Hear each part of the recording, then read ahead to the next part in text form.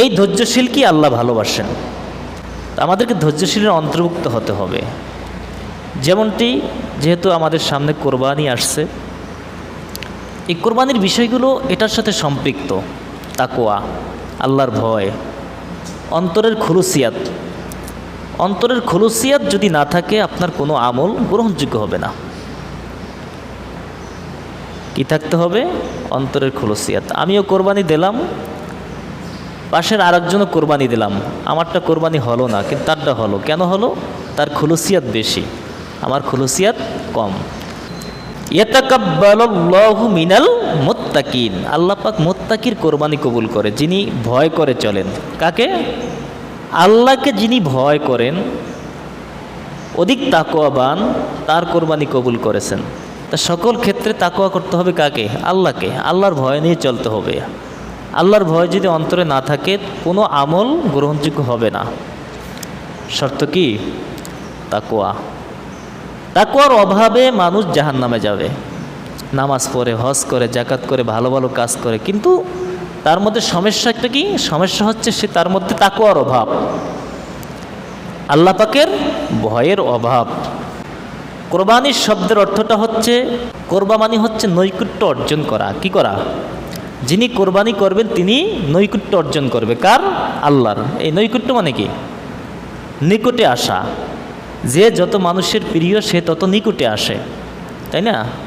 বাবার কাছে হোক, ছেলের কাছে হোক, মায়ের কাছে হোক, যে যত তার মন জগাইয়া চলতে পারবে, সে যেটা বলে সেটা মানতে পারবে, তার কাছে কি কাছাকাছি হয়, প্রিয় হয়। তো নৈকট্য লাভ করার জন্য কিছু ত্যাগ করতে হয়। সময়ের ত্যাগ করতে হয়, আর্থিক কোরবানি করতে হয়, সম্পদের ত্যাগ করতে হয়, জীবনের ত্যাগ করতে হয়, মায়ার ত্যাগ করতে হয়। তাহলেই তো সন্তুষ্ট অর্জন করা যায়, ঠিক না? একটা মানুষের ভালোবাসা, সন্তুষ্টিকে আপনি এমনিই পাবেন কিছু না দিলে। আপনি কিছু দিলে সে কিছু পাবেন, নাহলে পাবেন না। ঠিক আল্লাহ সুবহানাহু ওয়া তাআলা বলছেন যে যদি তোমরা আমার সন্তুষ্ট অর্জন করতে চাও তাহলে কোরবানি করো। কি কোরবানি? ত্যাগ। কোরবানি মানে পশু জবাইকে কোরবানি বলা হয় না। পশু জবাই করছে এটাই কোরবানি না। কোরবানি হচ্ছে ত্যাগ করা। আপনার খাবার বস্তু, উত্তম বস্তু, ভালো কিছু, এগুলো দেওয়া। তা যে যত কোরবানি করতে পারবে, কিসের কোরবানি? আর্থিক কোরবানি। কিসের কোরবানি? আপনার সময়ের কোরবানি।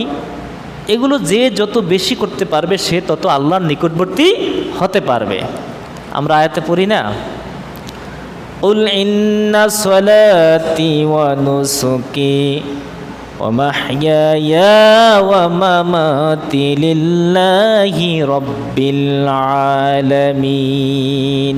বলো হে আমার নামাজ, আমার কোরবানি, আমার জীবন, আমার মরণ সব কিছু কার জন্য? লিল্লাহি রাব্বিল আলামিন। কার জন্য? আল্লাহর জন্য। তো সবটাই যদি আল্লাহর জন্য না হয় তাহলে আপনার যত পরিশ্রম এগুলো ব্যর্থ যাবে। সব কিছু করতে হবে একমাত্র আল্লাহর সন্তুষ্টির জন্য। আর দ্বিতীয় হচ্ছে তাকওয়া নিয়ে করতে হবে। তাকওয়া মানে ভয় নিয়া। আল্লাহর ভয় যদি অন্তরে না থাকে তাহলে এই পরিশ্রম, এই কোরবানি, এই নামাজ, এই রোজা, এগুলো আপনার বিফলে চলে যাবে। আপনি কম করেন বেশি করেন একমাত্র আল্লাহর সন্তুষ্টির জন্যই করতে হবে। এটা শর্ত।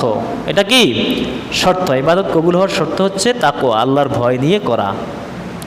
নৈকট্যের ব্যাখ্যা হচ্ছে সরাসরি কোরবানি শব্দের অর্থ নৈকট্য লাভ করা, নিকটবর্তী হয়ে যাওয়া। যে যত সুন্দরভাবে কোরবানি করবে, ত্যাগ করবে, আর্থিক কোরবানি, জীবনের কোরবানি, সময়ের কোরবানি, এগুলো যে যত বেশি করবে সে তত আল্লাহর নিকটে চলে যাবে। সুবহানাল্লাহ পড়েন। তা আল্লাহর নিকটবর্তী হলে তাহলে তার কোনো ভয় থাকে? তার কোনো ভয় থাকে না। আপনি এখান থেকে গাড়িতে চড়ছেন ভোলা সদরে যাওয়ার উদ্দেশ্যে। এখন এখান থেকে যত ত্যাগ করবেন তত নিকট হচ্ছেন কার? সদরের, তাই না? তাহলে আপনি আর্থিক কোরবানির মাধ্যমে টাকা পয়সা, অর্থ সম্পদ, শেষকালে যে বলছে ইন্নাল্লাহ হাশতারা মিনাল মুমিনিনা আনফুসাহুম ওয়া আমওয়ালাহুম বিআন্না লাহুমুল জান্নাহ। তোমার জান এবং মালের বিনিময়ে আমি জান্নাতকে দিয়ে দিছি তোমাকে। আমাদের দিতে হবে কি? জান এবং মাল। এখন জান আর মাল যদি খামসাইয়া ধরি, আর যদি আমরা জান্নাত পাইতে চাই, আল্লাহর সন্তুষ্টি পেতে চাই, তাহা কইলে হবে? কথা বলে না, হবে? আল্লাহর সন্তুষ্টি পেতে হলে আমাকে কি দিতে হবে? কি দিতে হবে? আগে সম্পদ দিতে হবে, টাকা পয়সা, অর্থ সম্পদ গচ্ছিত।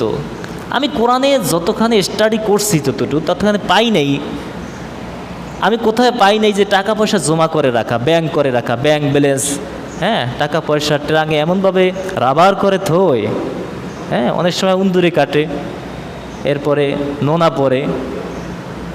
এটা তো ধ্বংসের কথা বলা হয়েছে, যে আল্লাযী জামাআ মালাও ওয়া আদ্দাদা, বলছে ধ্বংস তার জন্য যিনি টাকা জমা রাখে, অর্থ সম্পদ জমা রাখে। তো জমার কথা এখানে ধিক্কার দেওয়া হয়েছে। কোরআনে কোথাও নাই, হাদিসে কোথাও নাই যে তোমরা অর্থ সম্পদ পুঁজি জমা করে রাখো। বলছে ব্যয় করো। এক হাতে ইনকাম করতে হবে, আর এক হাতে ব্যয় করতে হবে। আল্লাহ চান না যে তুমি জমা রাখো। তুমি কার জন্য জমা রাখবা? জমাটা রাখবা কার জন্য? তুমি যে জমা রাখবা তোমার সন্তানের জন্য, ওই সন্তান কি কামাই করবে না? সন্তান কি বসে খেতে পারবে? কথা বলে না। সন্তান বসে খেতে পারবে? সন্তানও তো কাজ করবে, কামাই করবে। ওয়াইলুল লিল মুতাফফিফিন আল্লাযীনা ইযা ইকতালু আলান নাসি, বলছে ধ্বংস তার জন্য যিনি ওজনে কম দেয়। অন্যত্র বলা হয়েছে আল্লাযী জামাআ মালাও ওয়া আদ্দাদা, ধ্বংস তো তার জন্য যিনি টাকা পয়সা অর্থ সম্পদ জমা করে রাখে। তো জমার বিপক্ষে কে? আল্লাহ। তো জমার বিপক্ষে আল্লাহ, আর আমরা জমা করে রাখি। তোমার টাকা হয়েছে, তুমি একটা কাজ করো, বিল্ডিং তৈরি করো, সমস্যা নেই, করো, হালাল উপায় অর্জন করে করো, কোনো বাধা নাই। কিন্তু জমা করে রেখে তুমি কার জন্য রাখবা? তোমার জীবন শেষ। এই সম্পদ মাল তোমার বিপদের কারণ হয়ে যাবে, তখন তো এটা কোনো কাজে লাগবে না। তা আল্লাহ বলেছেন তোমার জান মাল এবং সম্পদ, পরিশেষে তোমার জানটা আমি নিয়ে নিয়েছি জান্নাতের বিনিময়ে। যদি তুমি জান এবং মাল দিয়ে দাও তাহলে আমি তোমাকে জান্নাত দিয়ে দেবো। সুবহানাল্লাহ পড়েন। তা আল্লাহ জান্নাতের আশা তোমরা কেন করো না? ওয়ালা ওমা হাজিহিল হায়াতাদ দুনিয়া ইল্লা লাহু ওয়া লাইব, আমি দুনিয়াটাকে একদম সামান্য তুচ্ছ, আর এই দুনিয়ার তুলনায় আখেরাতটা হচ্ছে অনেক চাকচমক্য এবং অনেক সুন্দর। তো যিনি দুনিয়ার থেকে আখেরাতকে প্রাধান্য দেবে তিনি হচ্ছেন আসল বুদ্ধিমান। আসল বুদ্ধিমান কে? যে দুনিয়ার থেকে আখেরাতকে প্রাধান্য বেশি দেবে। বোকা কারা? যারা আখেরাতের তুলনায় দুনিয়াকে প্রাধান্য বেশি দেয়। তা আমরা মুমিন হিসেবে আমাদের দাবি রাখে আমরা দুনিয়ার চেয়ে আখেরাত কি প্রাধান্য বেশি দেবে, যেহেতু আখেরাতটা হচ্ছে চিরস্থায়ী, যার কোনো শেষ নাই, আর দুনিয়া হচ্ছে ক্ষণস্থায়ী, সাময়িকের জীবন। এই যে কিছুক্ষণ আসার পথে দেখলাম একজন জানাজা পড়াইতেছে, এটা হচ্ছে অহরহর আমার সামনে। আমার ভাই বেরাদার, আমাদের দাদা দাদি, 14 গোষ্ঠী শুদ্ধ সব তো কবরে চলে গেছে। তারাও তো সম্পদের জন্য এত কিছু করেছে, কিন্তু সম্পদ তারা কবরে নিয়ে যেতে পারে নাই। কিন্তু এই সম্পদ কেন দিয়েছে?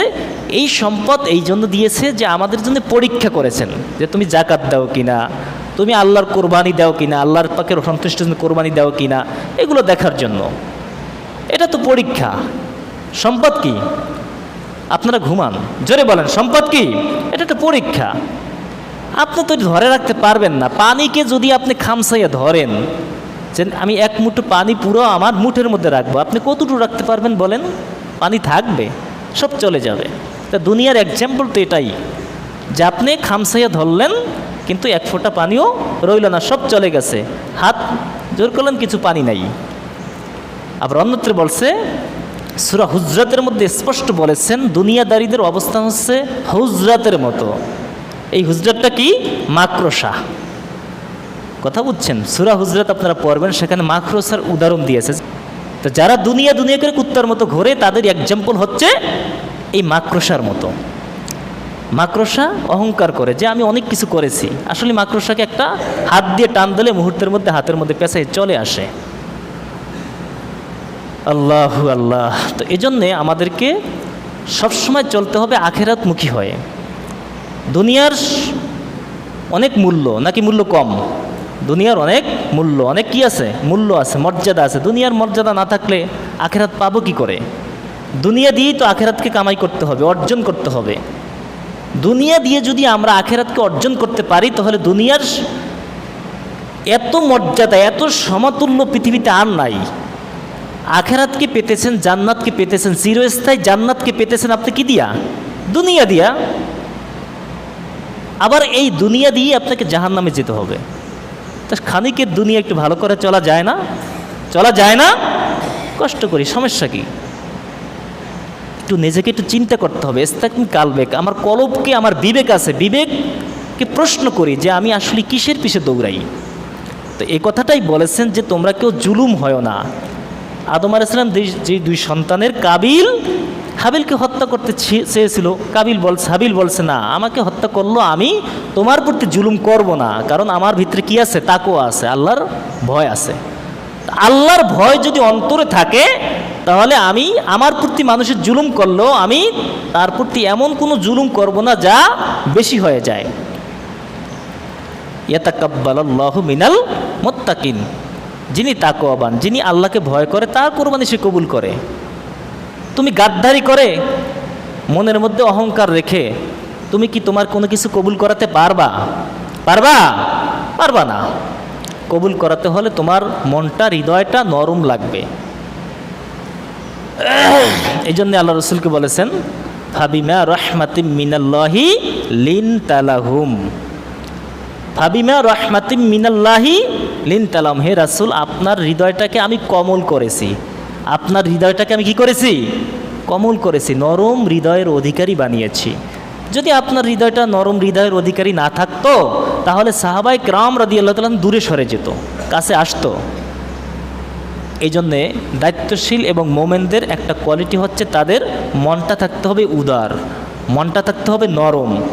কর্কশ হৃদয়ের অধিকারী থাকা যাবে না। আপনাকে দেখেই মানুষে ভয় পায়, কেন? আপনার হৃদয়টা কি টনক। নরম দিলের অধিকারী না হলে জান্নাতে যাওয়া যাবে না।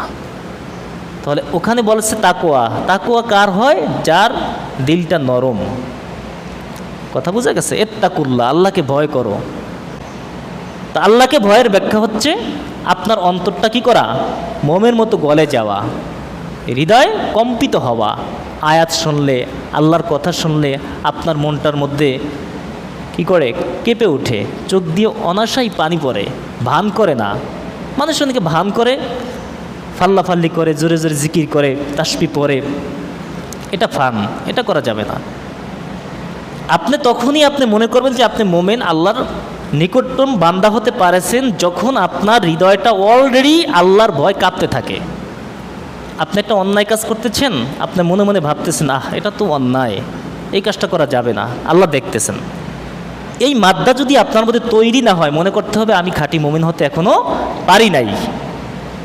যারা কোরবানি দেওয়ার নিয়ত করেছেন তারা প্রথমেই তাকওয়াটা মজবুত করবেন, আল্লাহর ভয়টা অন্তরে রাখবেন, আর একমাত্র কেবলমাত্র আল্লাহর সন্তুষ্টির জন্যই কোরবানি করার নিয়ত করবেন। দ্বিতীয় কথা হচ্ছে সুদখোর, ঘুষখোর, হারামখোর এমন লোকদের সাথে কোরবানি দেবেন না। প্রথম চয়েস করবেন, চুজ করবেন যে তাকওয়াবান, পরেজগার, যিনি হালাল পথে ইনকাম করে, এই লোকদের সাথে আপনারা কোরবানি দেওয়ার চেষ্টা করবেন। কারণ ইচ্ছাকৃতভাবে যদি হারাম উপায়, হারাম টাকা দিয়ে যিনি কোরবানি দেন, হারাম টাকা উপার্জন করা হারাম, আর ওই হারাম টাকা দিয়ে যখন আপনি কোরবানি করবেন সওয়াবের ন্যায়তে আপনি সাথে সাথে কাফের হয়ে যাবেন। এই ফতুয়া জানেন? কথা বলে না, জানেন?